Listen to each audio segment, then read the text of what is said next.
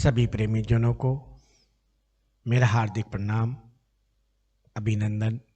आज का प्रश्न भाई राहुल जी के द्वारा भाई राहुल जी ने पूछा है, प्रभु मंदिर में प्रभु को भेंट अर्पित करने के बाद उस प्रसाद को कैसे उपयोग में लाना चाहिए। भाई राहुल जी, आपने बहुत ही उत्तम प्रश्न किया है और अज्ञानतावश ज़्यादातर लोग इसमें गलती करते हैं। मैं इस कड़ी में पूर्ण कोशिश करूंगा कि आपकी शंका का निवारण हो।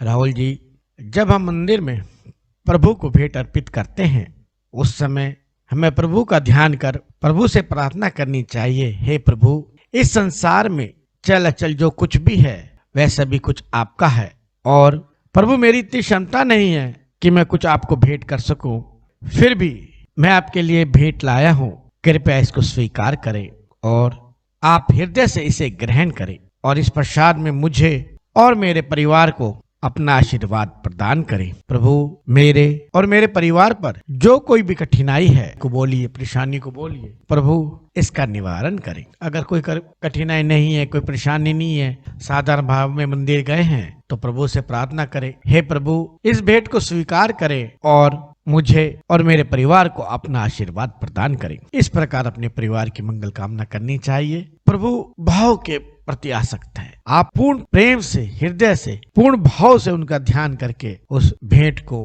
प्रभु को अर्पित करें और अर्पित करने के बाद उस प्रसाद को प्रभु के प्रसाद को प्रभु का वरमान अपने घर लेके जाएं। कभी भी उस प्रसाद को बाहर खड़े हुए अनगन लोगों में वितरित ना करें। जो बाहर लोग खड़े होते हैं वो ज्यादातर आपके प्रसाद के लिए नहीं, पैसों के लिए खड़े होते हैं। उनकी इच्छा केवल आपसे पैसों की होती है, लेकिन हम लोग उन लोगों में प्रसाद बांटते हैं। मंदिर में अनेक लोग जाते हैं और अनेक प्रकार की भेंट प्रभु को अर्पित करते हैं और वो प्रसाद में कोई जन पेड़ा, कोई जन बर्फी, अनेक प्रकार की चीजें समर्पित प्रभु को करते हैं। तो जो वो बाहर आके बांटते हैं तो उसी प्रकार जैसे प्रभु को अलग अलग चीजें उन्होंने भेंट की होती हैं, तो जो बाहर ले रहे होते हैं उनके पास भी अलग अलग चीजें इकट्ठी हो जाती हैं। कभी कभी तो उनके पास 4-5 किलो मिठाई इकट्ठी हो जाती है प्रसाद के रूप में।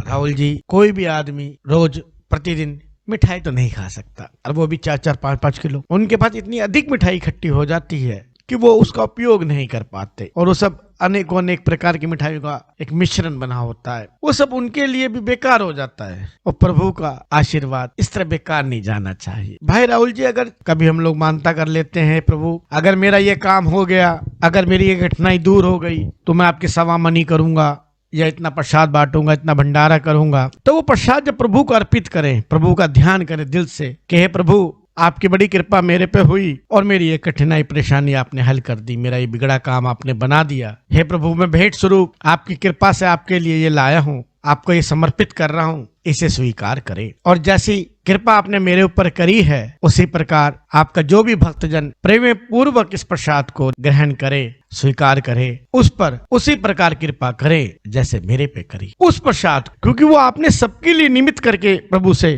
मांगा है, प्रभु के सभी भक्तजनों के लिए मांगा है, वो सब में वितरित कीजिए। जब वितरण करते हैं प्रसाद का तो कुछ बातों का भी ध्यान रखें। भाई राहुल जी, कभी भी प्रसाद वितरित करते समय इस चीज का ध्यान रखें कि प्रसाद का एक भी कण व्यर्थ ना जाए, क्योंकि हर कण में प्रभु का आशीर्वाद है। प्रभु का प्रसाद वितरित करते समय हमें कभी भी अहंकार का भाव नहीं आना, क्रोध का भाव नहीं आना चाहिए, अहम का भाव नहीं आना चाहिए। सबको हाथ जोड़कर पूर्ण प्रेम और विनम्रता के साथ हमें प्रसाद सब में वितरण करना चाहिए। भाई राहुल जी, अगर प्रसाद का वितरण करते समय हमें तनिक भी अहंकार आ जाता है तो वो प्रसाद का वितरण निष्फल हो जाता है। कभी भी कोई भी किसी भी प्रकार का मलिन भाव हमारे मन में प्रसाद वितरण करते समय नहीं आना चाहिए। सदा कोशिश करें कि उतना ही प्रसाद बंटवाएं, उतना ही प्रसाद बनवाएं, उतना ही प्रसाद लें कि वो सब में वितरित हो सके। कभी कभी हमने देखा है कि प्रसाद ज्यादा बन जाता है और लोगों में जस्ट वो डबल डाल रहे हैं, ज्यादा डाल रहे हैं, उससे क्या होता है वो लोग खा नहीं पाते हैं, इधर उधर रखते हैं, फिर वो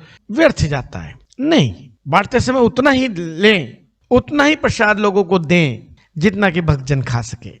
आपने मान लीजिए 100 किलो प्रसाद का बोला है और आपको लगता है कि आज भक्तजन कम है और 100 किलो प्रसाद का वितरण नहीं हो सकता, तो 50 किलो बनवा लीजिए। प्रभु को ये नहीं है कि ये प्रसाद आज ही बट जाना चाहिए। प्रभु तो मैंने कहा ना, भाव के भूखे। आपके प्रभु इतना आज ले आया हूँ और आपकी कृपा रही इतना फिर दोबारा बांट दूंगा। कभी भी प्रसाद वितरित करते समय इस चीज का ध्यान रखें कि कभी कभी मैंने देखा है कि लोग थैली भर भर के ले आते हैं कि भैया डाल दीजिए इसमें, और घर जाके उसको कूड़े में डाल देते, नहीं खा पाते। नहीं, ऐसा नहीं करना चाहिए। अगर प्रसाद लाए हैं घर पे, मांग के लाए हैं, तो पूर्णतः कोशिश करें उसको भोग करें। मांग के लाना कोई बुराई नहीं है, प्रभु का प्रसाद ही मांगने के लिए ही है। प्रसाद मांगने में कभी लज्जा नहीं करनी चाहिए, वो तो विषय वस्तु ही मांगने की है। लेकिन अगर आप ले आए हैं तो सर्वथा कोशिश करें कि उसका कन कन आप उपयोग करें, उपभोग करें। कोशिश ये करनी चाहिए प्रसाद वितरित करते समय, प्रसाद लेते समय वो वस्तु हो उसकी गुणवत्ता उत्तम नहीं सर्वोत्तम हो। चाहे आप किलो की जगह 100 ग्राम लीजिए, लेकिन उसकी गुणवत्ता के बारे में, उसकी शुद्धता के बारे में सदा ध्यान रखना चाहिए। परिवार के लिए चाहे वितरित करने के लिए कोई भी प्रसाद आप ले, तो प्रसाद लेते समय ये ध्यान रखें समय और स्थिति क्या है। तो कभी भी प्रसाद लेते समय, भेंट लेते समय समय स्थिति का भी ध्यान रखें। कोशिश करें ऐसे वस्तु, ऐसी भेंट प्रभु को अर्पित करें जो कि कुछ समय रखी भी रहे तो खराब ना हो। कुछ देवताओं को भेंट करते समय भी ध्यान रखना चाहिए कि क्या चीज भेंट कर रहे हैं, उन नियमों को देखते हुए, उस देवता के नियम को देखते हुए प्रसाद देना चाहिए, भेंट लेनी चाहिए। सदा भेंट अर्पित करते समय प्रभु को, मैंने कुछ लोगों को देखा मंदिर में ले जाएंगे, सर के ऊपर प्रसाद कर लेंगे। नहीं, प्रसाद भेंट लेने के, कोई भी पूजा की वस्तु हो, कोई भी पूजा के लिए चीज लें, चाहे थाली ले, हार ले, फूल लें, सदा ये ध्यान रखें कि प्रसाद नाभि से ऊपर और गर्दन से नीचे रहना चाहिए। जब हम सर के ऊपर प्रसाद कर लेते हैं तो वो एक तरह से प्रभु को हम अपने ऊपर से वार रहे हैं, और कोई भी चीज अपने ऊपर से वार के प्रभु को नहीं दी जाती। नाभि से नीचे अशुद्धियां हैं, हमारी आंतड़ियां, हमारा मूत्राशय वगैरह, अगर आप साइंस पढ़ें तो जानते हैं, नाभि से नीचे आते हैं। तो इस चीज का विशेष ध्यान रखें। कभी मैंने काफी लोगों को देखा हाथ में लटका लेंगे, भैया लटकाते हुए जा रहे हैं, नहीं, इज्जत से सीने पर, मतलब हाथ में, हाथ को थोड़ा सा मोड़ के उठाकर स्थिति का ध्यान रखें कि आपका हाथ उस समय नाभि से ऊपर रहे। इस चीज का विशेष ध्यान रखना चाहिए, भेंट ले जाते समय भी और प्रसाद प्राप्त होने के बाद भी। और ऐसे स्थान पर रखें, बैग में, या बैग में भी उस बैग को उस जगह रखें कि सर के ऊपर आए, पैरों में ना आए, या गोदी में रख लीजिए। मैंने देखा काफी लोग बैग वगैरह प्रसाद रख लेते हैं और बैग के ऊपर ही पैर रख के बैठ जाते हैं। नहीं नहीं, डिक्की में डाल लीजिए, ऊपर बस की छत पे रखवा दीजिए, या बस में देखते हैं तो पर वो बना होता कैरियर, उसमें रखवा दीजिए। तो जो प्रसाद होता बहुत ही अमूल्य, उसको पूर्ण आदर और सम्मान से अपने घर लेके जाइए और फिर देखिए प्रभु का चमत्कार कैसे होता है। अक्सर हम कुछ छोटी छोटी ये गलतियां कर देते हैं, इसी वजह से इतनी मेहनत से, इतने तप से हम प्रभु की यात्रा करते हैं और वो निष्फल हो जाती है।